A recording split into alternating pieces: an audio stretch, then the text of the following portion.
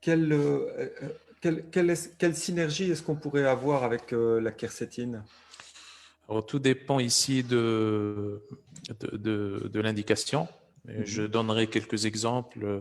Par exemple, dans le cas de l'usage de la quercétine comme antiviral ou antimicrobien en général, ben, on peut associer à d'autres polyphénols.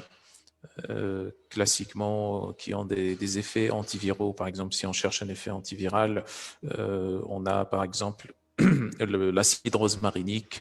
Mhm. On peut avoir aussi le resveratrol. Donc, le resveratrol, il faut le savoir, c'est aussi un autre polyphénol sur lesquels on a aussi 2 études in vitro qui ont été réalisées dans le cadre des 2 pandémies sur le SARS-CoV et le MERS-CoV. Donc, c'est le même, à peu près, on obtient le même résultat que la quercétine. Donc, ce serait intéressant d'associer ces 2 polyphénols.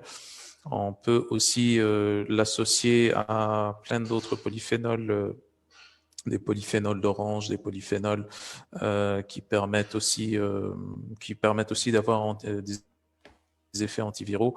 Là, les polyphénols qu'on retrouve dans les myrtilles, par exemple, les Mhm. OPC, les oligo-proanthocyanidines. Donc, tous ces polyphénols ont des effets antiviraux. Après, on a aussi euh, d'autres antiviraux comme certaines huiles essentielles, notamment la plus puissante, c'est l'origan, euh, le fameux argent colloïdal. Il y a plein de produits ou de molécules qui sont antimicrobiennes, antivirales et qu'on peut associer à la quercétine. C'est ça Mhm. l'intérêt de la quercétine, c'est qu'elle est un peu polyvalente. C'est comme la vitamine C. Ça, on peut l'associer avec plein de choses. Donc ça, c'est en ce qui concerne l'effet antiviral. Après, en ce qui concerne l'effet sur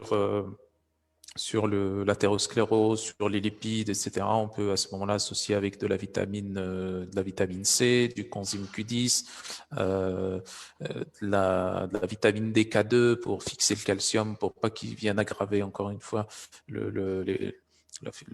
la formation des plaques Ouais. d'athérome.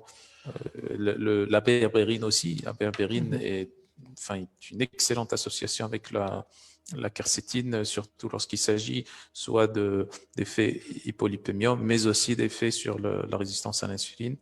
Donc ça pourrait être intéressant. Et puis si on parle à ce moment-là euh, de surproduction d'hormones, par exemple, surtout les hormones sexuelles chez la femme, les œstrogènes, là on peut associer avec tout ce qu'on avait discuté auparavant dans une précédente vidéo sur le brocoli, par exemple. Mhm.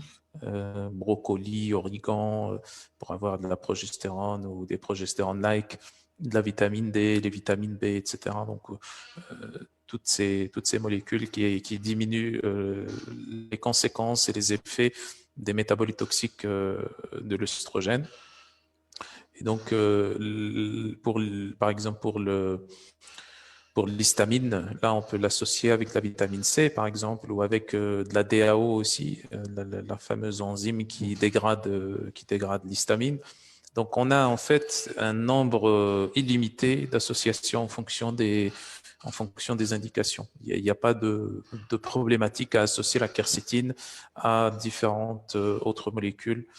On n'a pas de limite, en fait, on n'a pas d'interaction.